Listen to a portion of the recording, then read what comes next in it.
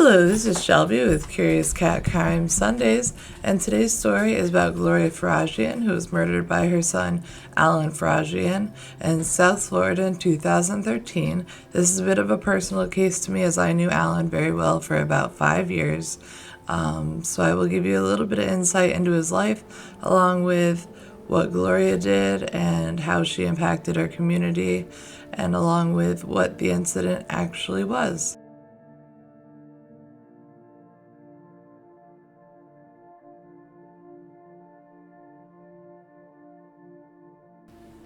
So I dated Alan's best friend for roughly 3 years, which is how I got to know Alan so well. He would often come to our house and sleep on the couch, stay over, hang out all day. He was there very often, so I did get to know him very well. The headlines changed 3 times during the time period of showing on the news. At first, it started with what I believe was his mental truth, that his mom was the devil and he was God-fearing, so he had to kill her. Secondly, it was that they got in an argument over a television show. And lastly, it was that she poisoned him. Here are my thoughts. I'm not a psychiatrist, but I do know Alan well enough to know that the first one was probably being a lack of his medication and on drugs. Then the second one was probably a moment of clarity, and the third being either a lack of clarity or she was trying to get him to take his medication, which he thought of as poisoning.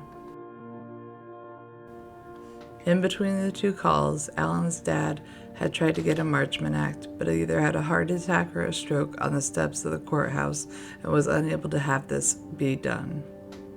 Alan's mom was there that night simply just to check on her son and to see if he was doing all right. Besides her family, Gloria Faragian, 62 of Jupiter, will also be remembered by her 2 school families.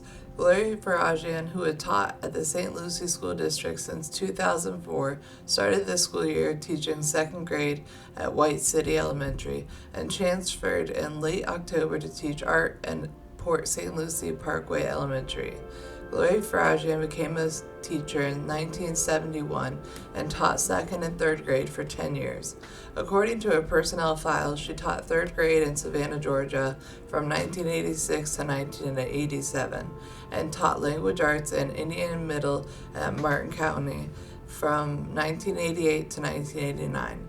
She returned to teaching in 2002 and taught at Lake Park Baptist, and the following year taught 1st grade at a charter school in Boynton Beach, according to her personnel file. In 2004, she was hired in St. Lucie as a Title I teacher at White City Elementary, then worked as the school's art teacher during the years 2007 to 2008, and then taught 1st grade. She started this school year teaching 2nd grade at White City and transferred to Parkway Elementary on October 22nd to become the school's art teacher. St. Lucie County Teacher Union President Vanessa Tillman said, "It's a tragedy and loss for us all. Our hearts go out to her family." This is a tragic story and it hits close to home, and I often wonder what would have happened if his dad wouldn't have died, if he would have been Marchman Act. Would any of this have ever happened?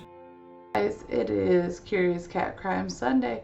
I'm just adding a little update, not an update, but a addition to the newest video because I noticed a few people had mentioned that I didn't really speak much on Alan or what happened, and that was only because we didn't have enough photos to make a longer video. So I'm going to make a vlog type video explaining what happened, although I can't say certain words, so bear with me and try to read between the lines. But Alan did kill his mom, and the way he did it was by both the chest and the neck around 87 times. This was so much that it was nearly cut off. I mentioned in the first take of this something that I'd like to mention again, and it was just something Alan had told me one day. I was sitting with him outside of my ex-boyfriend's house and we were talking, and I was like, "Alan, what's it like to have schizophrenia?" And he said, "Do you see that trash can over there?" And I said, "Yes." And he goes, "You see a trash can, I see a blue sky." Now, to me, that makes no sense, but I think that's the point.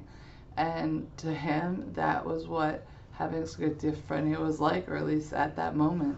And, he was a bit of an odd person, but I am a bit of an odd person. I've always liked that and tried to surround myself with people like that. Unfortunately, none of us saw this coming.